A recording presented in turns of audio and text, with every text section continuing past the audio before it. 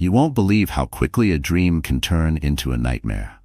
Sofia Ramirez thought she had everything: an empire at her fingertips, a love story fit for a movie, and the one thing she wanted more than anything: a family. She had spent years standing beside Damien Sinclair, not just as his wife, but as his partner in building a life that felt untouchable. For a while, it was. Their love story had unfolded like a carefully written script. She met Damien during her final year at Columbia University, at a charity gala she had barely been able to afford a dress for. He was already making headlines in the tech world, a brilliant strategist, the heir to a billion-dollar logistics empire, and the kind of man who walked into a room and made people listen. He had spotted her across the ballroom, offered her a drink, and somehow, within minutes, she had gone from being just another guest to the woman who captivated him. The connection had been instant, electric. She wasn't like the women who usually surrounded him, those who came from old money, who had been groomed for a life of quiet luxury. Sofia had fought for everything. Her parents, hard-working Mexican immigrants who had built a life in Austin, had instilled a relentless ambition in her. She had dreams of working in global policy, of changing the world in her own way. Damien had admired that, or so she thought. The life they built together had been intoxicating. Private jets, invitations to exclusive galas, and a penthouse in Manhattan with floor-to-ceiling windows that made the city look like it belonged to them. They had been inseparable, a team, and when she found out she was pregnant, she had never felt more complete. But in hindsight, maybe that was the first moment things changed. At first, she blamed it on stress. Damien was expanding Sinclair Global Logistics into international markets, securing high-profile deals in Dubai, Singapore, and London. The demands on his time had never been greater, and she understood that. After all, she had been there since the early days when he was still proving himself outside of his family's shadow. She knew what pressure looked like. Still, there were moments, small ones but unsettling, when she felt a shift. Like the night they had dinner at La Grenouille, their usual French spot in the Upper East Side. She had been glowing, hand resting on her barely there baby bump, telling him about the nursery designs she had been obsessing over. He had nodded, smiled at the right moments, but his eyes had flickered to his phone more than once. "Everything okay?" she had asked, half laughing, trying to shake off the unease curling in her stomach. "Yeah," he had said too quickly, flipping the phone face down. "Just work. You know how it is." She had known, but something about the way he said it, the quick deflection, the flicker of something unreadable in his expression, had planted a seed of doubt she couldn't quite ignore. And then there was the night she woke up at 2 a.m. to find his side of the bed empty. She had wandered into the living room, expecting to find him buried in emails. Instead, she heard the low murmur of his voice from his office. Door cracked just enough for her to see the glow of his laptop screen. "I told you not now," he had whispered, tone sharp. A pause. A sigh. "I'll see you when I get back." Sofia had frozen. A business call, she had told herself. That's all it was. He had been exhausted lately, constantly traveling, barely sleeping. But then he had emerged from the office, startled to see her standing there. "Hey," he had said, voice softening as he took in her disheveled state. "Couldn't sleep?" She had hesitated. "Neither could you." He had closed the distance between them, pressing a kiss to her forehead, his hands lingering on her waist. "Just work stuff. I didn't want to wake you."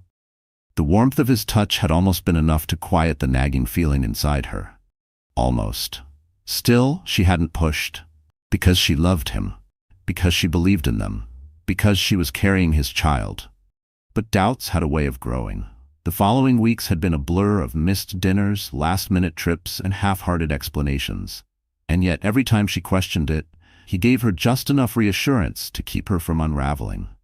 A thoughtful gift, an impromptu weekend getaway to their Hamptons house, a moment of tenderness that reminded her why she had fallen for him in the first place.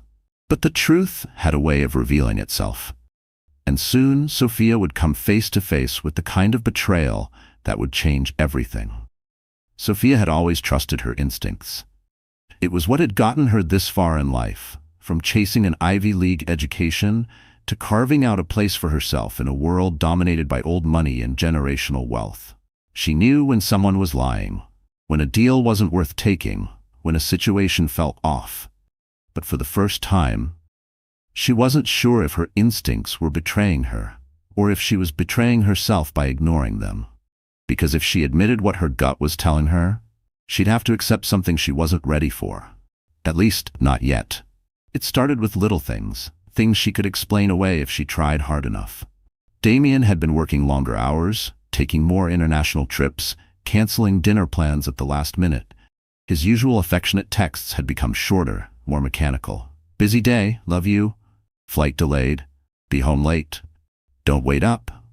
Sophia told herself it was just business. After all, she had spent years by his side, watching him build Sinclair Global Logistics into a powerhouse. She knew the pressure he was under. And yet something felt different. The shift was so subtle at first that she almost convinced herself it was in her head. Almost. Until the fundraiser at the plaza. It was an annual event, a gathering of the city's elite under chandeliers and velvet-lined banquets. Sophia had attended so many of these events that she had perfected the art of polite detachment, just enough charm to be engaging, just enough distance to avoid getting caught up in the toxic gossip. But that night, something was off. She could feel it the moment she stepped into the ballroom. People were looking at her. Not in admiration, not in curiosity, in pity. It was subtle. The slight hesitation before someone smiled at her, the hushed conversations that stopped just as she passed by, a lingering glance too sympathetic to be normal. Like they knew something she didn't. And then, Isabella. Sophia, her best friend's voice cut through the low hum of conversation. She turned, relieved to see a familiar face. But one look at Isabella's expression, and her stomach tightened. "Bella," she said lightly, forcing a smile. "You look like you're about to tell me someone died." Isabella didn't smile back. "I didn't want to say anything. I swear, I didn't. But I'd rather you hear it from me than from someone who enjoys watching you suffer." Sophia's chest tightened. She barely registered the sound of a waiter offering champagne. The entire room had faded into a low hum. "Just say it." Isabella exhaled like she had been holding her breath. "Damien, there are rumors." A dry laugh escaped Sophia's lips before she could stop it. "Rumors?" She shook her head, reaching for a flute of champagne she didn't really want. "Come on, Bella. You know how this world works. People love to talk about men like Damien." "I know," Isabella said carefully, "but this isn't just talk." She hesitated, then lowered her voice. "People have seen them together." Sophia's hand tightened around the glass. The room felt like it had shrunk, the air suddenly too thick. "Who?" she asked, her voice quieter now. Isabella hesitated. "Elena Moreau." A name. Not just whispers, not just paranoia. A real person. Sophia knew who she was, of course. Elena was, well, Elena. Young, stunning, impossibly poised. The kind of woman who never had to fight for attention because the world had already decided to hand it to her. For a moment, Sophia felt an odd sense of detachment, like she was watching someone else process this information. Then, the pieces started clicking together. The late-night phone calls. The lipstick stain he had brushed off, the sudden changes in his schedule, the scent of a perfume she didn't own lingering on his clothes, things she had noticed but ignored. Because the alternative was too painful. Because she had been so sure Damien loved her. Because she was carrying his child. Isabella reached for her hand. "Soph, I don't know for sure. I appreciate your concern," Sophia interrupted, her voice steadier than she felt. "But I know my husband." She forced a smile, then turned away before Isabella could say anything else. Because if she stood there a second longer, she might start shaking. And she refused to fall apart in a room full of people who were already waiting to watch her break. That night, she lay awake beside Damien, staring at the ceiling. He was sleeping soundly, his breathing slow and even. She could confront him. Right now. Wake him up and demand the truth. But what if the truth destroyed her? She turned onto her side, pressing a hand against her stomach.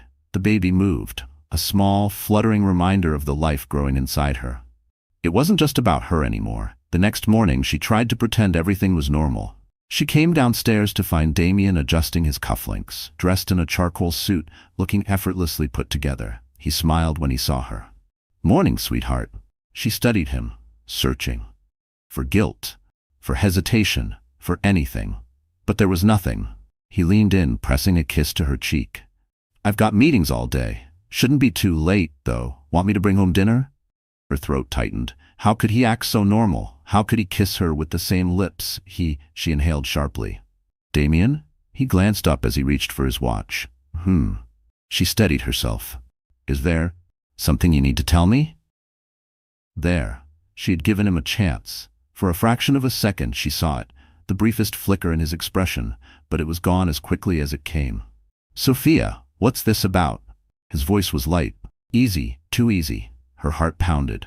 I just feel like you've been distant, she said carefully, and I've been hearing things. Damien sighed, stepping closer. Baby, stop. He took her hands, rubbing his thumb over her skin. People love to talk, you know that. The same excuse she had told herself 1,000 times. Only this time, she didn't believe it. Because once a seed of doubt is planted, it doesn't just sit there, it grows. And soon, it takes over everything. Sophia had spent weeks convincing herself she was being paranoid, that Damien was just working late, that the rumors were nothing but gossip, that the hollow feeling in her chest wasn't real, just the weight of pregnancy and stress. But doubt had a way of creeping in, like a slow poison. And once it took hold, it didn't let go. She found herself noticing the small things more often. The way Damien checked his phone with his screen tilted away from her, the way he avoided eye contact when she asked about his work trips, the way his cologne smelled different on certain nights. Little things. Things she wanted to ignore. But she couldn't.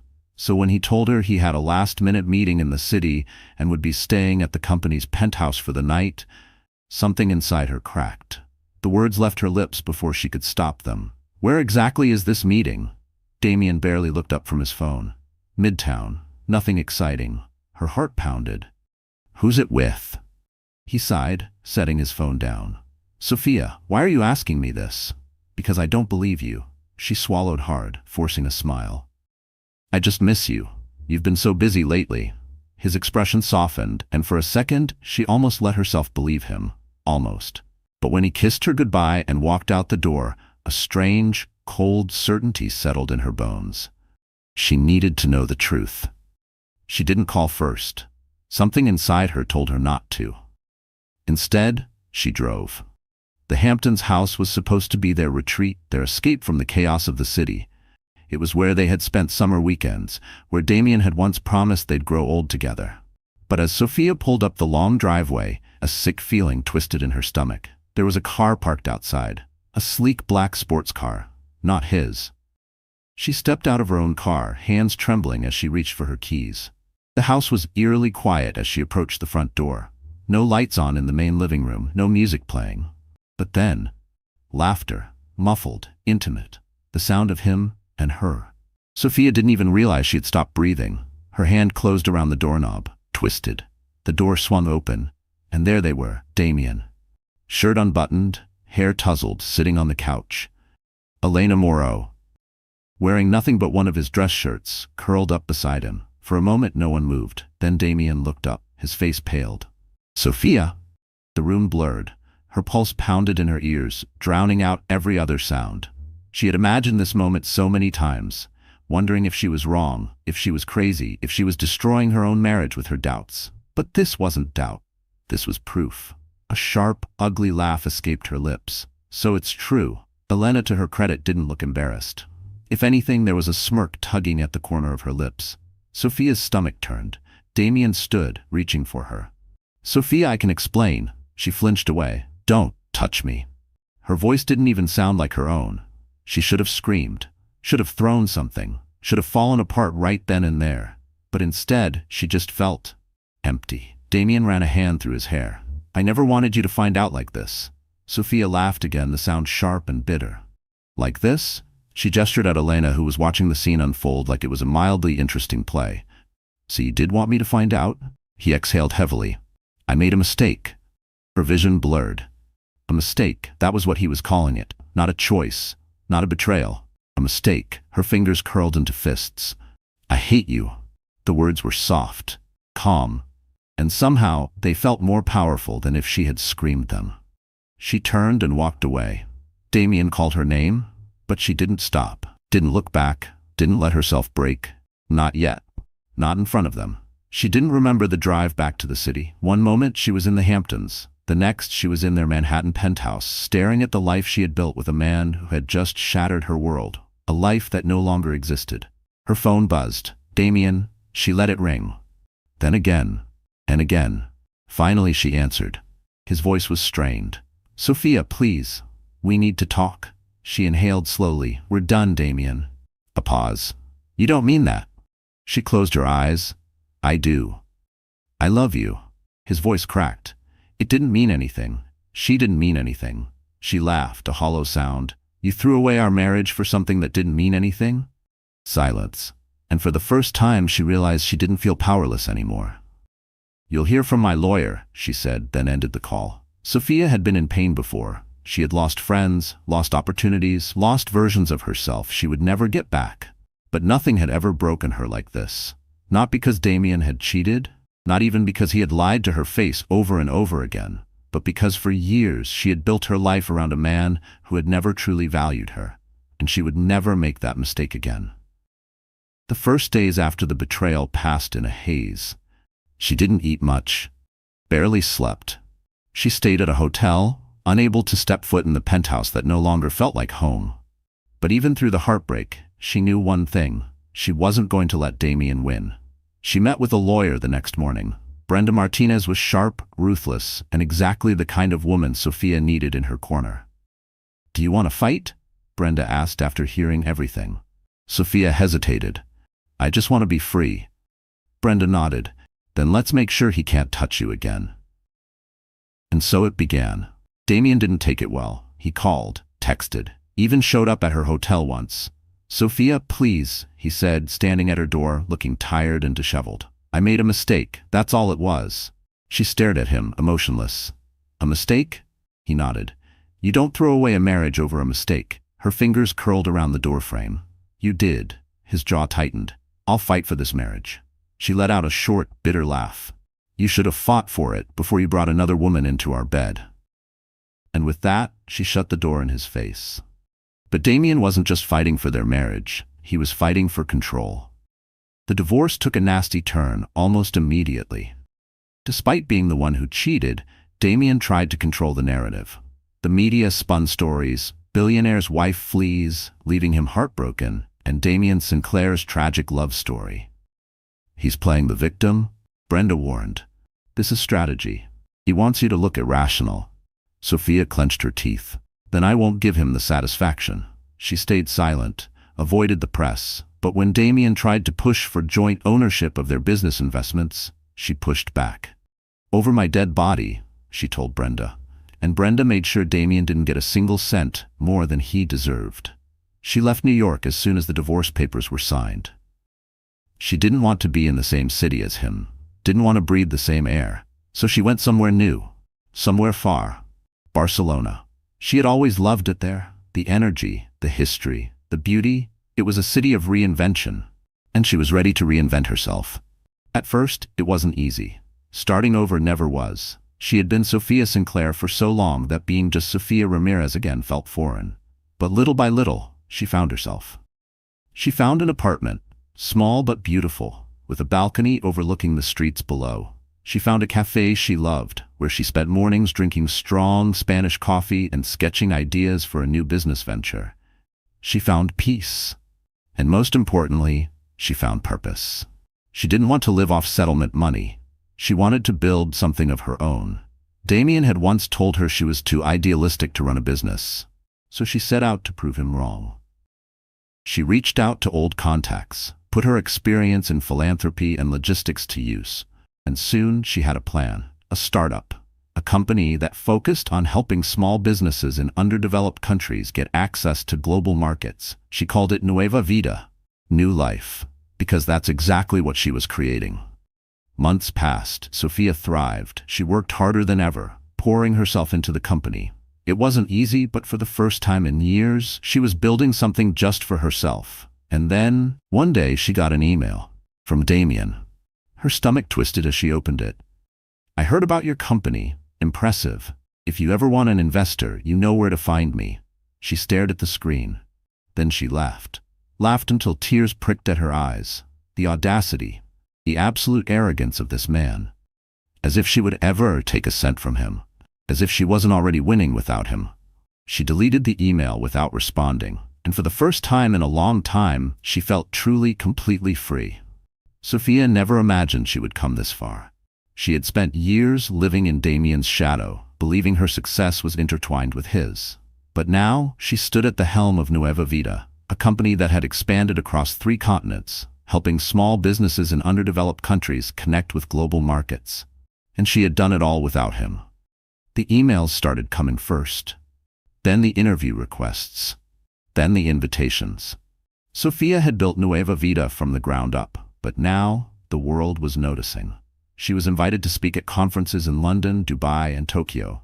Business leaders reached out to discuss partnerships. Investors were eager to back her next phase of expansion. And then, the invitation to the Global Women's Entrepreneurship Summit. She stared at the email for a long moment, heart pounding.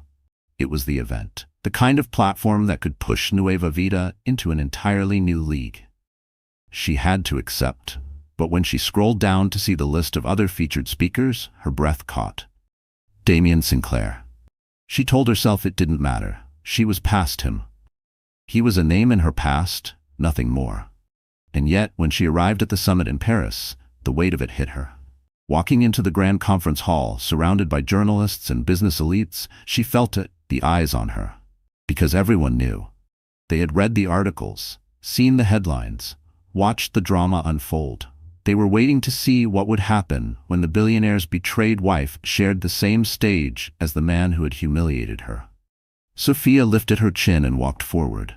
She wasn't here for Damien. She was here for herself. She made it through her panel with ease. Spoke about empowering small businesses, about economic sustainability, about the power of independence. The audience was captivated. It was only afterward, as she stepped off stage and made her way through the VIP lounge, that she saw him. Damien. He looked exactly the same, perfectly tailored suit, effortlessly charming smile. But when their eyes met, she saw it. The flicker of something uncertain. He hadn't expected her to be here. Good. She turned away, ready to leave, but then, Sophia. His voice stopped her in her tracks. She hesitated for only a second before slowly turning to face him. For a moment, neither of them spoke. Then Damien smiled, the same smile that had once made her weak. You look incredible, he said, voice smooth as ever. Success suits you. Sophia held his gaze, unshaken. It always did. A flicker of amusement in his expression. I was wondering if we could talk. Talk? The audacity. She should have walked away, but instead she tilted her head. Talk about what, Damien? His smile didn't falter, but she saw the tension in his jaw. I've been thinking a lot about the past, about us. Sophia raised an eyebrow. Us? Yes, he said, stepping closer. We were a great team, Sophia, and I never. He exhaled as if choosing his words carefully. I never should have let you go. She almost laughed. Almost. Instead, she stared at him, at the man who had once held her heart in his hands and crushed it without a second thought. Let me go? She repeated. Damien, you didn't let me go. You threw me away. He flinched. That's not fair. She stepped forward now, voice calm but firm. No, what's not fair is that I loved you, I trusted you, and you treated me like I was replaceable. Silence. Damien had no response to that, and for the first time she saw it. The regret. Not because he missed her, not because he loved her, but because she was thriving without him. She could have left then, but Damien wasn't done. I know I can't change the past, he said, but I can be part of your future. She stared at him, shocked by the sheer arrogance of it. You think I would ever trust you again? Damien's expression didn't shift. I think we could rebuild something even stronger. Sophia exhaled slowly, and then she smiled, because suddenly she knew exactly what to say. You know what, Damien? She murmured, stepping so close that he had to listen. You're right, we were a great team. His eyes flickered with hope. Then she leaned in just slightly. But I don't need you anymore. And with that she turned and walked away, leaving him standing there. That night she stood on the rooftop of her Paris hotel, looking out at the glittering city below. Her phone buzzed. An email, an official offer from a major investor. Her company was about to scale to an entirely new level. Her lips curved into a smile. This was her victory. Not revenge, not getting back at Damien. Just winning on her own terms. and there was nothing more powerful than that. Success didn't feel like she had imagined it. It wasn't a grand moment of realization. It was a series of small moments, the quiet satisfaction of seeing Nueva Vida thrive, the confidence in knowing she had built something real, the peace of waking up without anxiety clawing at her chest. Sofia had won, and not because she had defeated anyone. She had won because she had chosen herself. But victory didn't mean the battle was over. She was in her office in Barcelona, overlooking the city skyline when the call came in. Her lawyer's voice was tense. "There's an issue with one of your partnerships." Sofia frowned. "What kind of issue?" A pause. "It's a lawsuit. And the other party? It's Sinclair Global." She stilled. "Damien?" She should have known he wouldn't stay silent forever. The legal papers arrived the next morning. A claim that Nueva Vida's supply chain solutions were built using proprietary logistics models owned by Sinclair Global. It was nonsense. Damien didn't own her ideas. He didn't own her, but he was trying to bury her in legal fees and stall her expansion. She knew this game. It wasn't about money, it was about control. And she wasn't about to let him win.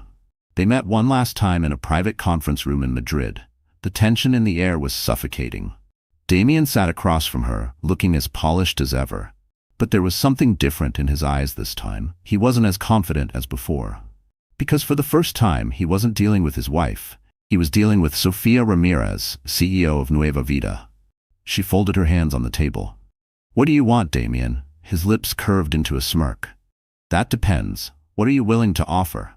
She laughed, shaking her head. "Unbelievable. Sofia, let's be real here." He leaned back, voice smooth as ever. "This doesn't have to get ugly. You walk away from this market, I withdraw the lawsuit. Simple." Simple. She had spent years being told to step aside, to make room for Damien, to sacrifice herself for his ambitions. Never again.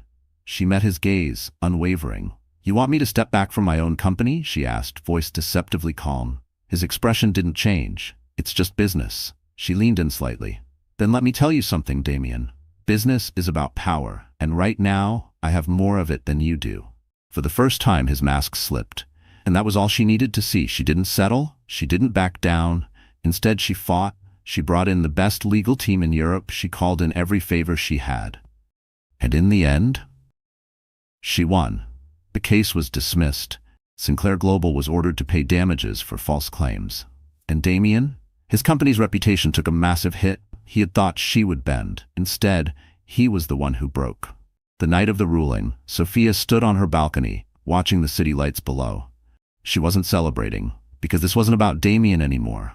This was about her journey. She had gone from being a woman trapped in a man's world to a woman who built her own empire. She had turned pain into power, and she had done it without losing herself. Weeks later, she got one final message from Damien. Not a call, not an email, just a text. "I should have never underestimated you."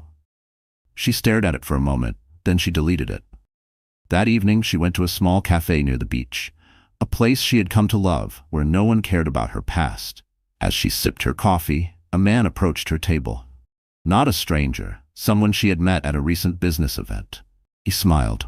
"Mind if I join you?" She hesitated. Then she gestured to the empty seat, not because she needed someone, but because, for the first time in a long time, she wanted to see where life would take her. Sofia had never felt lighter. For the first time in years, there were no chains tying her to the past. She woke up every morning with purpose, not pain. She didn't check her phone expecting another legal battle. She didn't flinch when she heard Damien's name. She didn't wonder what would have happened if she had fought harder for their marriage. Because now, she knew. The best fight she ever won was the one to free herself. Her life in Barcelona was no longer about running away. It was about choosing herself. She had built Nueva Vida into a global force, with partnerships spanning Latin America, Africa, and Asia. She was invited to speak at economic forums about sustainable business models. She mentored young female entrepreneurs, guiding them toward independence. She was everything Damien once told her she couldn't be, and she had done it without him. Then one afternoon, something unexpected happened. She was in her office when her assistant, Elena, knocked lightly on the door. "There's someone here to see you," Elena said, hesitating. Sofia barely glanced up. I don't have any meetings scheduled. Elena shifted awkwardly. It's someone from New York. Sophia froze. She slowly lifted her gaze. A single name flashed through her mind, but it wasn't Damien. It was someone she hadn't thought about in years. She walked into the lounge area of her office, heart pounding slightly. And there he was, Nicholas. Damien's best friend. A man who had once been like a brother to him, and at one point a friend to her too. She hadn't seen him since the divorce. He looked older, though not in a bad way, more worn, more settled, and when their eyes met, he smiled. "Wow," he said softly. "You really made it." Sophia crossed her arms, cautious. "What are you doing here, Nicholas?" He exhaled, rubbing the back of his neck. "I know I'm probably the last person you want to see, but I needed to talk to you." Sophia gestured for him to continue. "It's about Damien." Her stomach clenched, but not in the way it once would have. Not in fear, not in pain, just irritation. She sighed. "What does he want now?" Nicholas shook his head. "It's not like that. He's different." Sophia raised an eyebrow. "Different?" Nicholas hesitated. "I don't expect you to care, and I wouldn't blame you if you don't. But he's struggling, Sophia. He's lost investors. His reputation is damaged. And," he sighed, "honestly, I think he regrets everything." She let that sink in. Then she laughed. Nicholas blinked, startled. "That's what this is," she said, shaking her head. "You came all the way to Spain to tell me that Damien regrets losing me?" Nicholas hesitated. "I think he regrets who he became." Sophia tilted her head. "And what does that have to do with me?" Nicholas looked at her carefully. "I don't know. Maybe nothing. But maybe you're the only person who ever truly held him accountable." She stared at him for a long moment. Then finally she spoke. "Tell Damien." She paused, choosing her words carefully. "That I hope he finds what he's looking for." Nicholas nodded slowly. "That's fair." He stood, offering a small smile. "It was good to see you, Sophia, and for what it's worth, I always knew you'd rise higher than any of us." Then he left, and Sophia sat there, staring at the empty space where he had been, not because she was shaken, but because she realized something. She had no anger left, no resentment, nothing. And that was the most freeing feeling of all. That evening, she walked along the beach. The sky was painted in shades of pink and orange, the waves gentle against the shore. She thought about Damien, not with longing, not with regret, just as a chapter that had ended. And she thought about herself, how far she had come, how she had taken every broken piece of herself and built something stronger, something unbreakable. She didn't need closure. She was the closure. As she stood there, her phone buzzed, an email from a global humanitarian organization inviting her to join their advisory board, a new opportunity, a new challenge, a new future. She smiled because she wasn't just free from the past. She was walking boldly into everything that was ahead.